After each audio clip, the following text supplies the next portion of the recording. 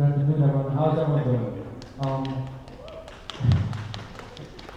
Please get comfortable. There's water and beverages and other kinds of snacks right over there in the corner. So please take some. Now I'd like to introduce Reverend Shelton Brown, the NAACP Utica United County Branch President for her role.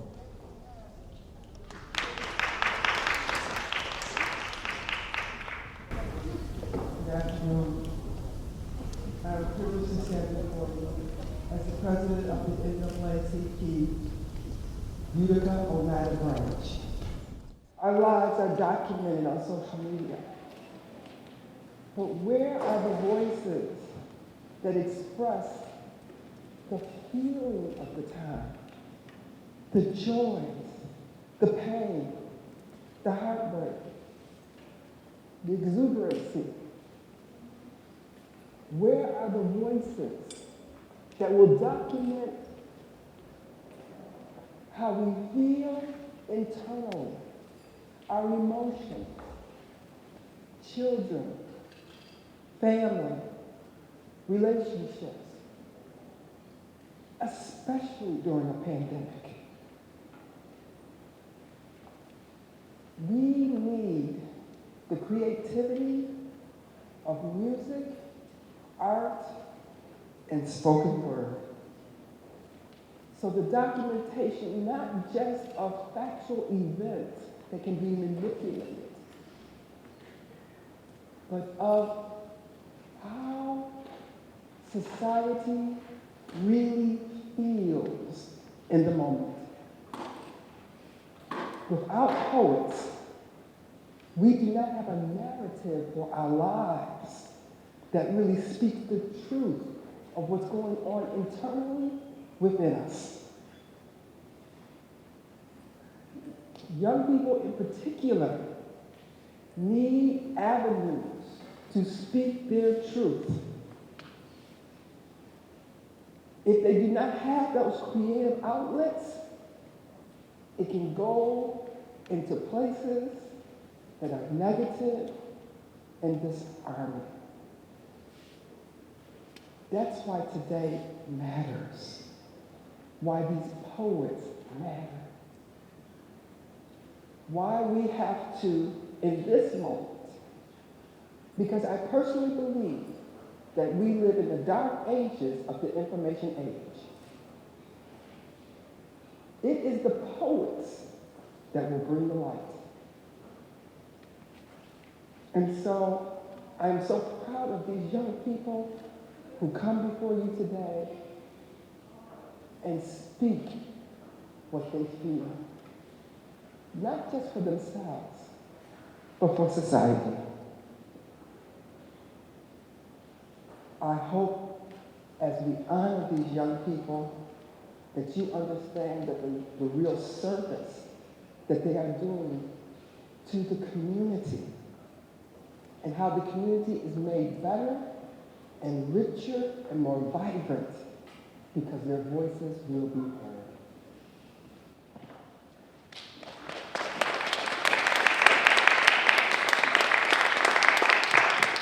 Thank you, Reverend Brown, for your remarks. First off, I didn't even get to introduce myself yet. Hello, everyone. My name is Tobo. I will be your MC for today. I was also part of the. Thank you. I was also part of the planning process and the judging process for the Poet and Youth Poet Laureate initiative. So I was very grateful for that opportunity. First off, in your seats, there are two pamphlets.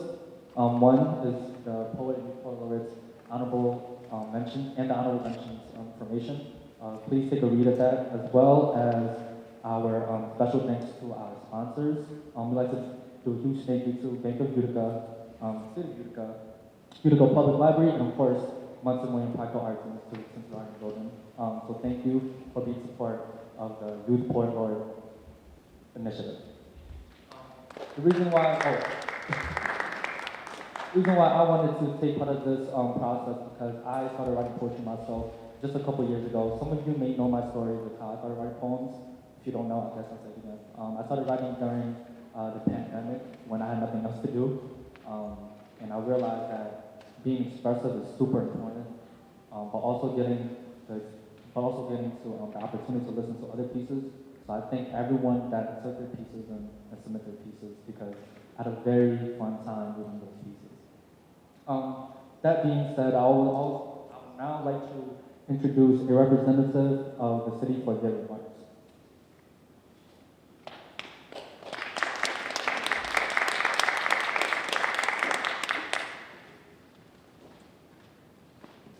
Thank you. I came here just to enjoy and participate, and it turned out that other government representatives weren't able to be with you, so I'm really glad that I happened to come so that somebody is here from City Hall. So I'm here on behalf of Mayor Palmieri and on behalf of County Legislator Yvonne Irvin, who had a last-minute family emergency. So my name is Celeste Friend. I serve on the Utica Common Council. I represent South Utica. This is such an important event because a city without arts isn't a city I ever want to live in. And I'm sure, I remember that the deep arts attachment that this city has, the deep attachment this city has to the arts is part of what drew me to Utica and made me know that I wanted to stay here. And so I did, and here I am. A city without arts is a city that wouldn't be worth living in. But a city without this kind of art, without voices, without the expressive power of poetry to bring everybody's voices to the tables, because we all bring our voices to the table in different ways. And poetry and spoken word is one of those really important ways in which we make sure that everybody's voices come to the table. And so on behalf of the city of Utica, who also knows that arts drive the economy, I don't want to start doing budget talk on a day like today, but let's be real. A city with a strong commitment to the arts is a city that thrives economically, and we know this. Like I can show you the receipts later if you'd like to see them. So on behalf of the city of Utica, on behalf of Mayor Robert Palmieri, on behalf of the county legislature, on behalf of the city council, the common council of Utica, New York, I want to thank everyone who participated in this. I want to encourage everyone who writes and everyone who sings and everyone who speaks to us in lots of different voices to keep speaking and keep singing. We hear you, we see you, and we know that your voices, we need to hear more of them. So please be encouraged that your voices being in the mix make Utica stronger. And so thank you, and carry on.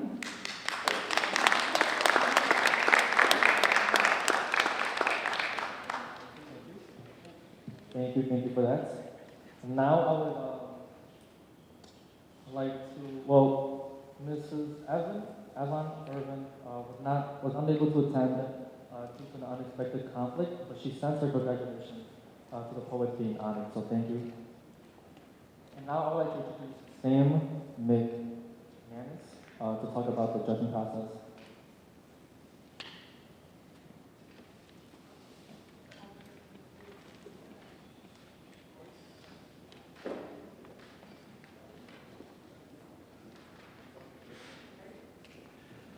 Hello, everyone. I was not expecting to talk about the judging process, but I was one of the judges, and I was very honored to be able to read and to hear from all of our poet laureate candidates and our youth poet laureate candidates, and I'm glad to see all of you here today. So I am here to introduce the honorable mentions for both the youth poet laureate and the poet laureate categories. The youth poet laureate honorable mention is going to be first. That would be Jasper Salmon, a Clinton High School student who plans to enter a pre-med program with a focus on neurosurgery after graduation. Jasper enjoys playing piano, writing poems, and playing basketball. Jasper was inspired when he was 13 by reading the work of Kwame Alexander in his 7th grade English class. The free verse style, musical tempo, and subject matter of basketball made him less afraid of writing poetry. As the nation was deeply affected by the murder of George Floyd, Jasper wrote I Can't Breathe as a way to bring visibility to the systemic racial injustice in our country and grapple with his own racial identity as part of the problem. As a musician, Jasper feels strongly about using words, literature, and music as a powerful force to create change. As a white teenager, Jasper feels strongly that he has a responsibility to engage with other members of the community to mobilize and fight against racism and oppression in all its forms. Through acknowledging the existence of white privilege and institutional racism, Jasper sees an opportunity to help support a revolution with his words. Inspired by the Juneteenth events in Utica, he has found the power that local events have to bring people together, motivate them, and affect the future. Jasper Sanders.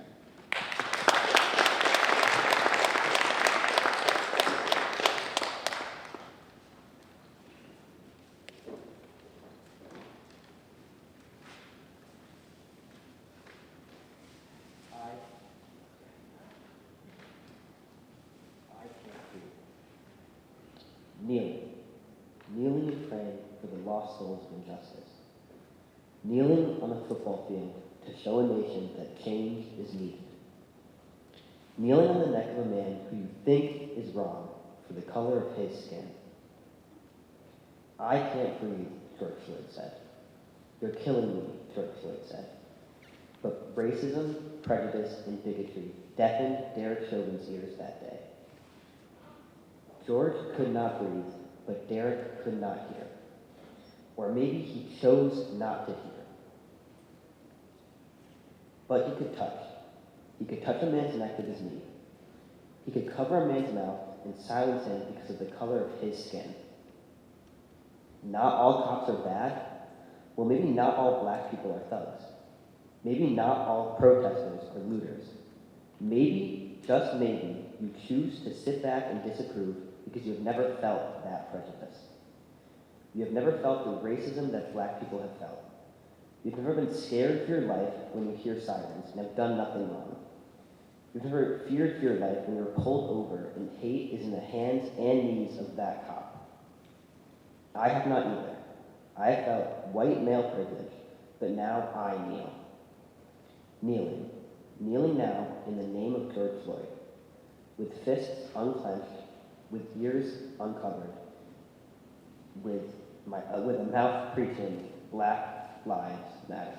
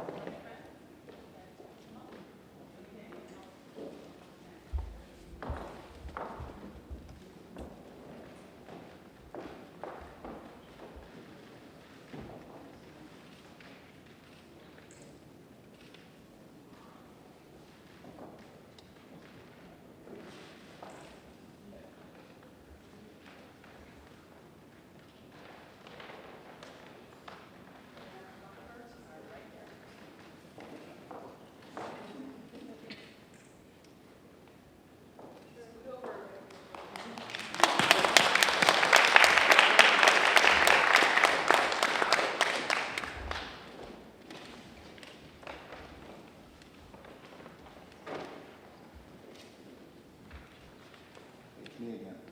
All right. I am here now to introduce the Poet Laureate Honorable Mention, and that would be Roxy Vasilopoulos.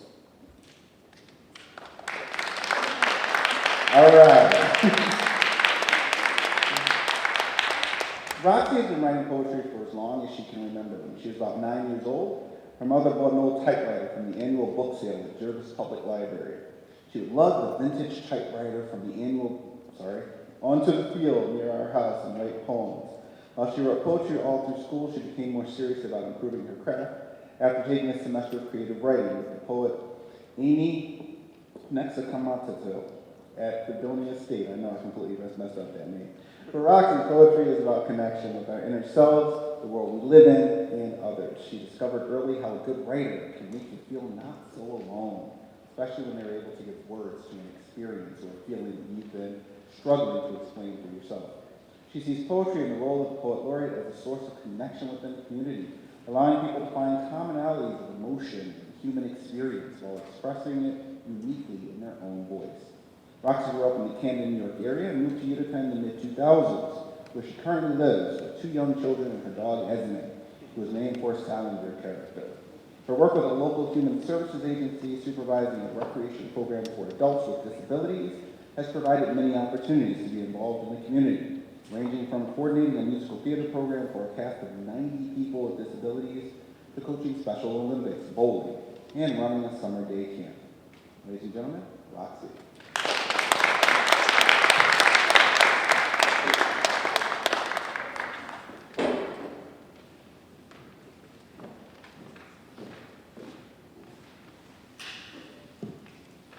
The poem I'm reading is called If It Helps. When the present is bad news detonating like bombs around you, hold on to our hand-rubbing plans to play skee-ball for hours at the old arcade, using our tickets to pick the oddest prize we can find, just to give the workers a little something to wonder about the two of us.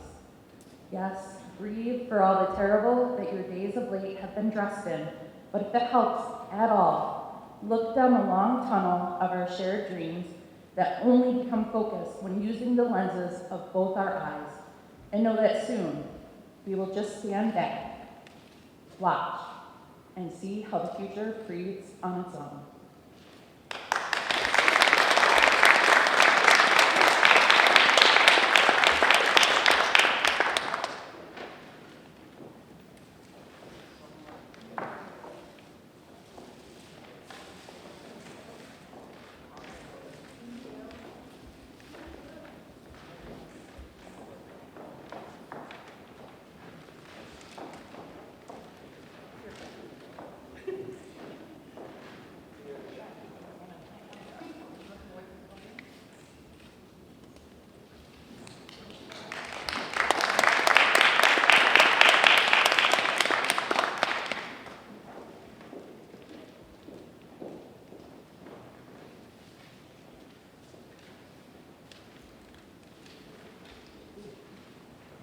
Thank you for that. Thank you, Sam, for introducing the honorable mentions for the Youth Poet Laureate and Poet Laureates. And now I would like to welcome Venus to the stage. Venus is a poet, author, consultant, among many other roles in the community. She will introduce the Poet Laureates and the Youth Poet Laureates.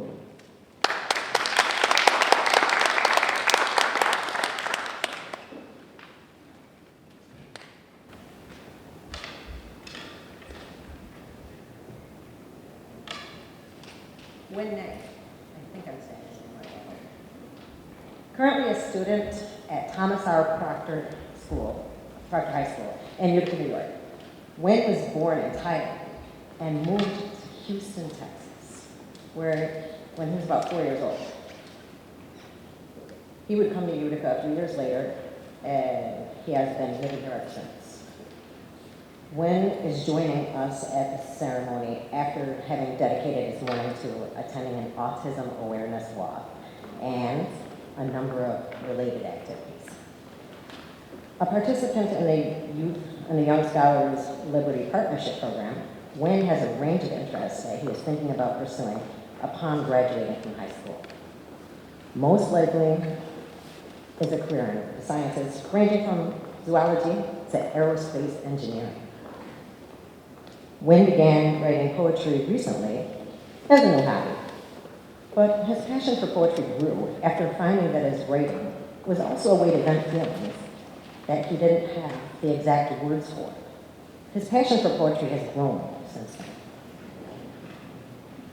Wynn sees a Youth Poet Laureate as having the potential to inspire youth to take a chance to discover an interest in literature, while also helping already existing youth writers to improve their arts.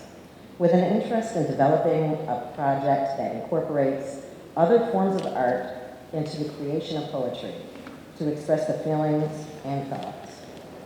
Wynn looks forward to working with others more experienced than he to develop his role and his skills. Wynn will be reading The Wanderer and Sam.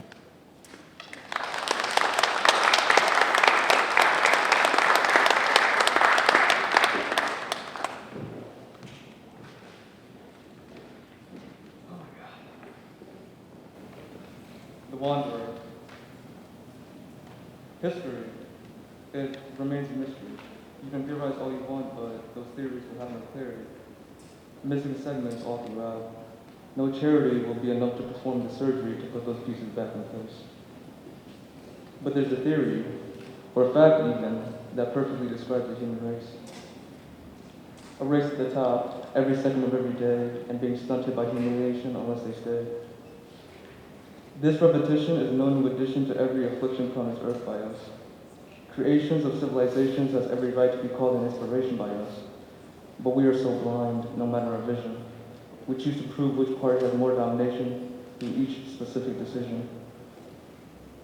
This division has put every newborn at risk because of the relation to the nation they were born in. Multiply the risk when born into poverty. Subtract that risk when born into a family that slightly grows the economy. Equality? Equality where? All I see is wear and tear. I falter those who stand by these concepts they couldn't even dare. The act as if they care. Truth or dare, the ones on the low end are always daring. The ones higher up need to take the truth and start sharing. But it's been a long time coming and we still know nothing. War. War is always creeping. That creeping soon becomes crawling. Like always, the force that rises needs to be dealt with. But what if both forces were the boogeyman you heard in stories and myths? Everyone is proud and say, I fought for this. Yeah, you're right. You should feel glorious. But others realize their spilt blood was in vain and meaningless. Think back to the beginning when life was peaceful. Greeting another from a different land wasn't as stressful. Walking along the quiet beaches to look up and see seagulls. And think back to modern times. You would see planes rain down bombs like rain, the sound of the softly massaged shores drowned out by flesh and gore. You want to keep your loved ones safe, but that decision isn't yours. Learn from your mistakes. This doesn't align. When you take into account that we made the same mistakes time after time, those mistakes sometimes lasting a lifetime. Once we get a chance to shine, we choose to ignore that chance and instead only give it a glance, pretending we saw nothing, like we are in a trance. Walk as if our only path is direct and that we are blinded in our peripherals. Well, I suggest you change your apparel and go feral. Ignore when they yell at you, ignore when they throw hell at you, ignore them like how they ignored you. When the bell rings, don't run. Instead, stay put, wait for the drums, because only then will you be different from those you live among.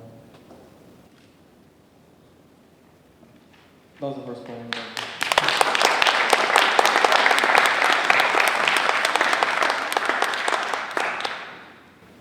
The second poem is Sand. An hourglass flows endlessly, a stream of memories that will continue for eternity, unless someone forgets your name. When that someone says your name for the last time, it's a sign that your candle has lost its flame. You will fade into obscurity and live the rest of history as no one. You ask yourself, for me to be remembered, what should I have done?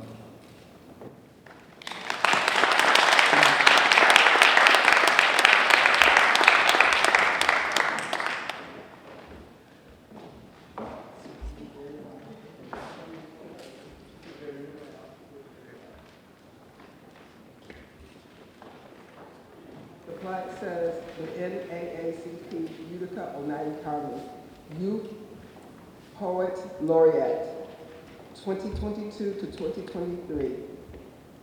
When name, poetry, and language are often at the heartbeat of a movement for change.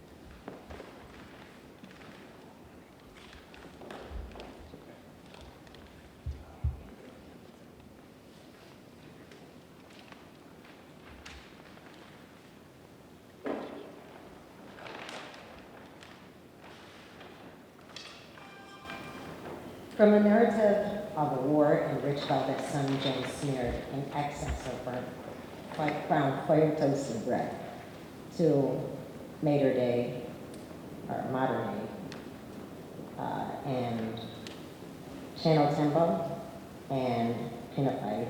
I'm probably saying those wrong. But Tinashe Dylan Mangwa lives. Tinashe has traveled from Zimbabwe to South Africa and now to the United States, where he is currently a student at Hamilton College. Born to parents of once opposing Zimbabwean ethnicities, he has often felt like a product of conflict. But in this, he also sees hope exists, where hate is present, and his life is a testament to this.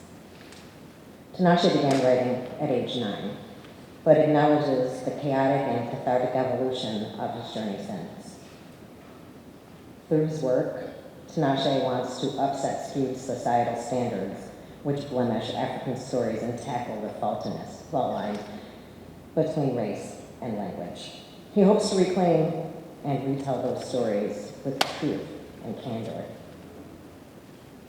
In all these contexts, Tinashe has discerned that attention is usurped from Black and African writers, with attention allotted to biased perceptions of Black bodies, spirits, and minds, which are often misconstrued, incomplete, or outright false.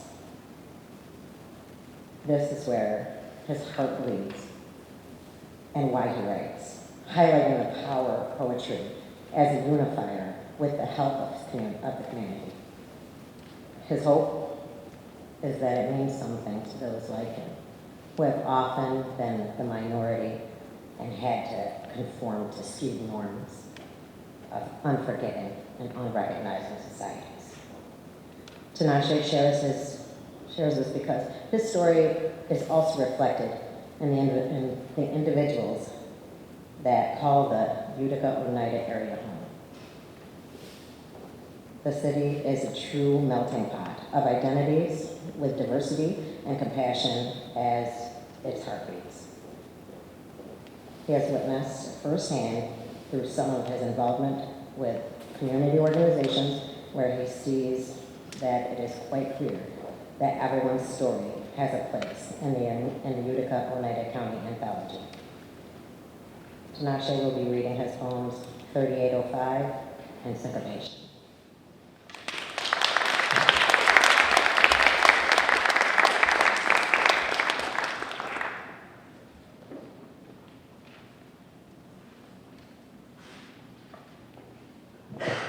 I'll be honest, as she was reading that, I was like, who?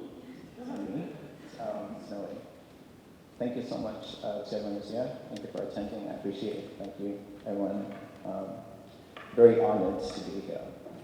Okay, shall we read some poetry? Shall we jump into it? Awesome. The first piece I'm going to read is, please let me know if you can hear me. Hopefully that works.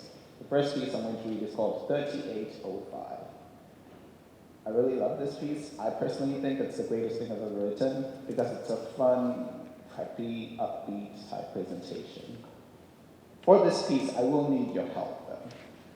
I will need your help in presenting this. Does anyone in the audience have a word, any word, random word? You can 7?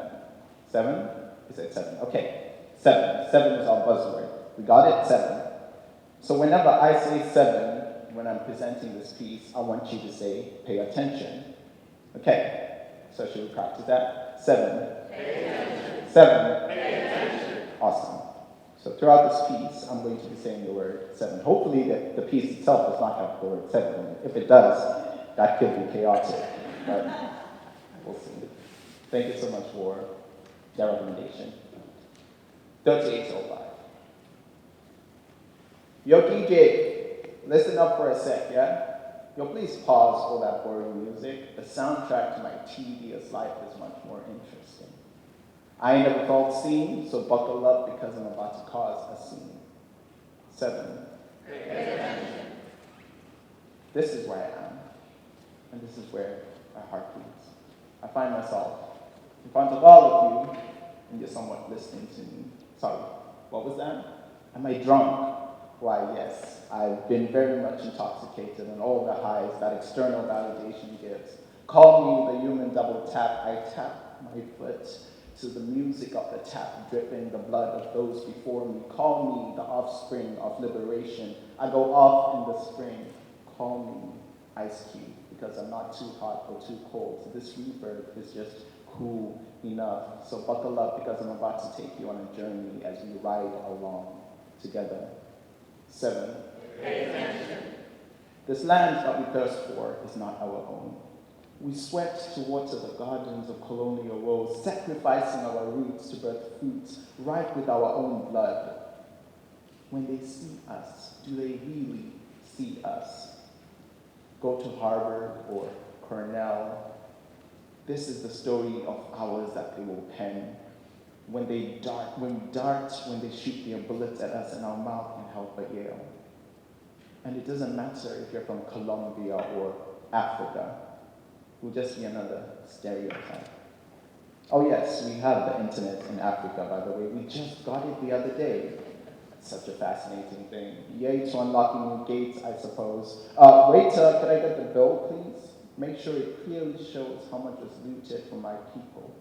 The fox is long feasted. It's time for him to roast in his own fire. 7. This land that we thirst for is not our own. To make a beginning is to make an ending. To make an ending is to make a beginning. T.S. Eliot said that. And it has me thinking about all the beginnings that end and the endings that begin. We burnt the Amazon, fixated our attention to Amazon. Valentine's Day is capitalism's love child. TikTok is our new mecca. We bow at the hands of the trend. It sucks us dry like ticks do. We don't talk no more. I pray we remember the clock going tick. Talk as our shelter slowly burns and degrades. The truth is, we will pass on, but it will remain. And we have to care for what's around us. 7. We're often so ready for our next that we neglect our now. And we forget that our now needs us just as much as our next does. 7. Mom, I'm sorry, I don't think I'll be the lawyer you want me to be. Dad, I can't even pronounce engineer? Yeah. I have a crush on words instead. I'm in sync and one with this pen, so bye to that fantasy, because I breathe in literary matrimony. Monarchies are just but allegories. My skin is sculpted with puns, metaphors, double, triple, quadruple entendres. Call me Poem C. This drink I pour is poem folks that feel like no one can see them. I see you. We shall die no more in these converted ICUs, these our homes. 7. This is where this piece ends. Hope lies in abundance. Abundance lies in us. It is us. 7. Chigere Igwe, Mutuno. Translation. Yours is yours to live. Yo, DJ, play the rhythm. 7.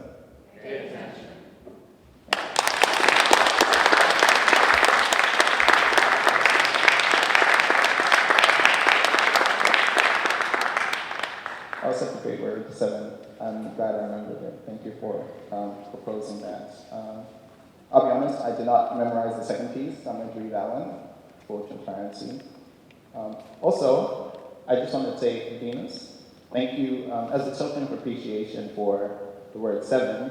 One of the gifts that I got is a book called Call Us What We Carry by Amanda Gorman. I'd like to give it to you. I have a copy at home, so I figured that I'd find someone to give it to you. So you see, next time I ask for a word, someone has to. But Venus, I will hand that to you after this. Thank you so much for that. And thank you everyone for participating as well. The second piece I'm going to read is called Syncopation. I'm from Zimbabwe, so that's very important for me. It's an identity that carries me wherever I go. And so in this piece, I draw upon some things that have meaning to me as it relates to that part of that identity and how that then connects to the Utica and Ida County community. Syncopation. In Southern African natural medicine, there exists a flowering plant called aloe vera.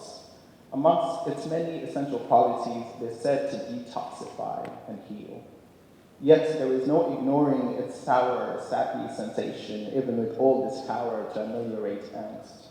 And so one often has to endure that which may be bitter in order for them to be made well and whole. Sometimes in love we fall apart, but always in love we grow in parts. Sometimes in love we run away, but always in love we find ourselves.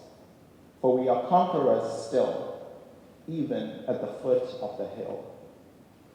In ancient sun rock art, soot, the black substance produced by combustion, was often used in painting and portraying their lifestyles. From the brunt of burnt residue, the sun created stories that continue to be alive through art. These stories remain immortalized all over sub-Saharan Africa. From fires, we remain with legacies that have transcended millennia. To plant is not always the assurance of birth. As I wandered through a park near my childhood home, I saw series of saplings sprouting, each with a card close by detailing why each tree was planted. On one it was written, "To celebrate our wedding." On another, the following words, "In loving memory of." Yet the first tree was stumped, its leaves withering and trunk indistinguishable from a twig. And the second, the canopy dwelt amongst the heavens, shoots flourishing festively and rising richly. Two lessons in this. The first, don't get married. And the second, which is even more important for me. In resting, there is life. In loss, there is a hope that whispers to the heart. In darkness, the opportunity to shine is presented to us all. Even in death, forests remain possibilities. At the foot of the cross, there is level ground. Life does not discriminate when it tests and tempts and taunts and tries. But sometimes the answer is not in our self-sustenance. It's in our surrender. It's in how much we give that we get. This is my offering. In a place where a Zimbabwean kid can become poet laureate. I'll be honest, I don't know how to spell laureate, but it works. I pray we find serenity from these narrations. I'm only but a vessel, letting poetry flow freely within me, because a gift unshared is a wasted one. Syncopation. Thank you.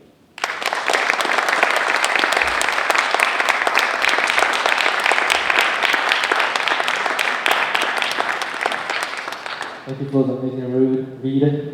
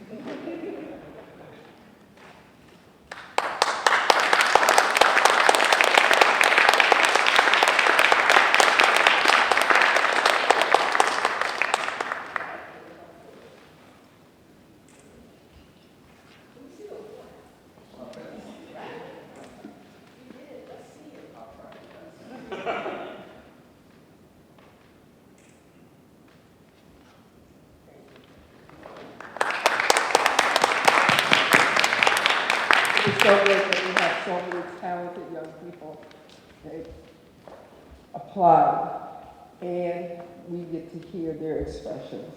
Before I turn this over, I just want to thank the committee for their hard work.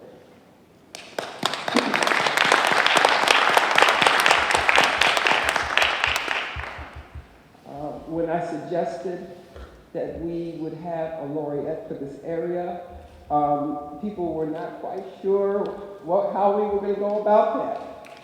But they investigated, they reached out, people volunteered their time, and this is the results. I want to thank especially Elaine, who led the charge.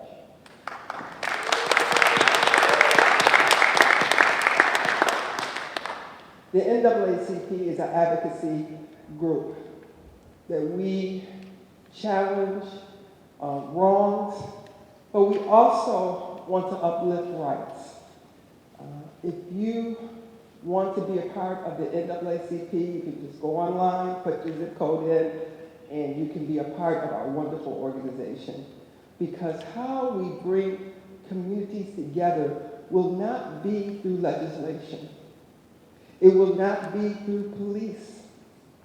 It will be through the creative minds that see a better vision of what we are today, tomorrow, and express it through the written word, the spoken word, and the arts. It is creativity that takes us to a higher level.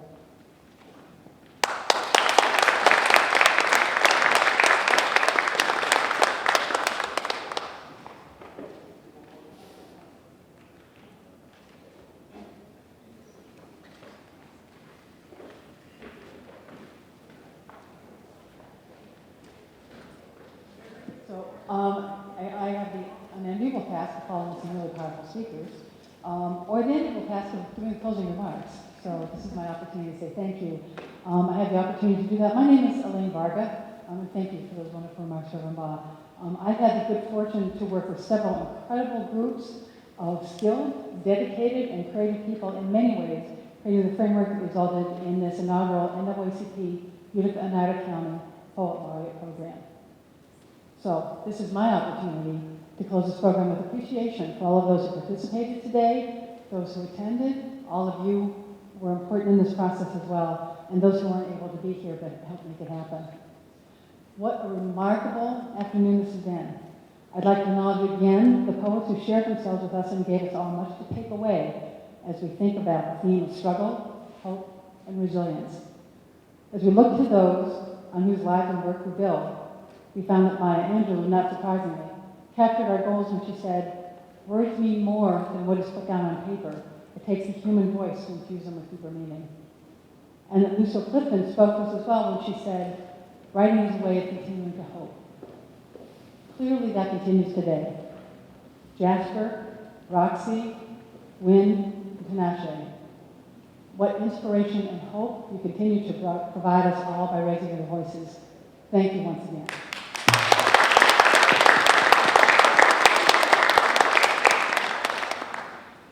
To Bo, to whom I also owe a bit of thanks, who stepped in last minute when called, and for better or for worse, rarely refuses when a request is made, who's been our fearless MC, expressed our appreciation for our sponsors, the Bank of Utica and the City of Utica, who allowed us to provide generous financial awards as well as the books that we are providing and certificates through the NAACP in terms of membership.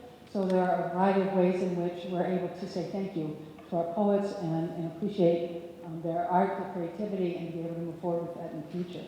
And we also want to say thank you to the Utica Public Library and certainly to Muslim William Proctor's Art Institute, whose generosity and support for the arts and all that means for our community helped make this happen. I'd like to acknowledge that one more time. So thank you.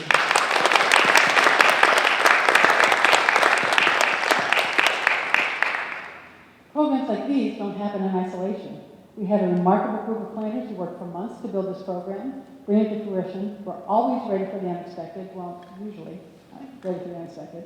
Took on roles from researcher to publicist to graphic designer, photographer, and more, and already have ideas for next year. You'll find their names in the program, but I want to give a shout out to Tabel Go, Aleja Jones, Maria Montero Silva, Latoya Robinson, and Gary Lyson. If you're here, could you stand up or raise your hand so we can say thank you?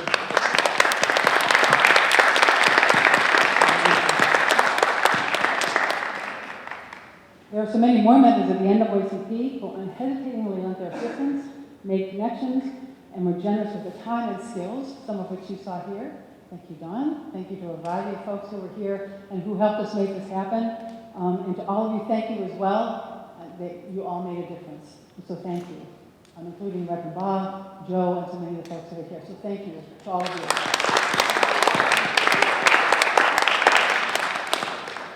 And finally, many of our judges, who are the folks who helped us select and bring our poet laureates here and our honorable mentions, are poets and authors in their own rights. but also teach and study at local colleges and universities. They own bookstores, serve as consultants, represent the city of Utica, and more. When asked, they all said yes, found the time to read, respond to each submission individually, and make the difficult choices that result in our poet laureates and honorable mentions today. Some of our judges could not be here with us for a variety of reasons, but heartfelt appreciation goes out to Sam McManus, who is here with us. Venus, thank you. Naomi Gutman, Joanna Robertson, Marcus Phillips, Gary Lysing, and Tabo.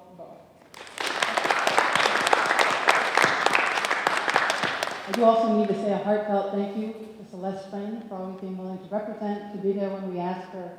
There's another one who never says no, and always speaks from the heart. Thank you, Celeste.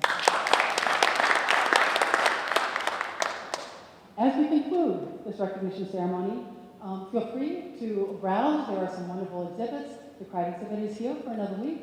And please, if you haven't been in this space before, take advantage of it. It is a marvelous place to be. I encourage you to have a little dessert. There is still more to come. If you'd like some coffee and water, mix and mingle with each other, and by all means, meet the wonderful poets that we have here with us. Thank you all for joining us at the culmination of the first Poet Laureate program, and we look forward to seeing what lies ahead. Thank you.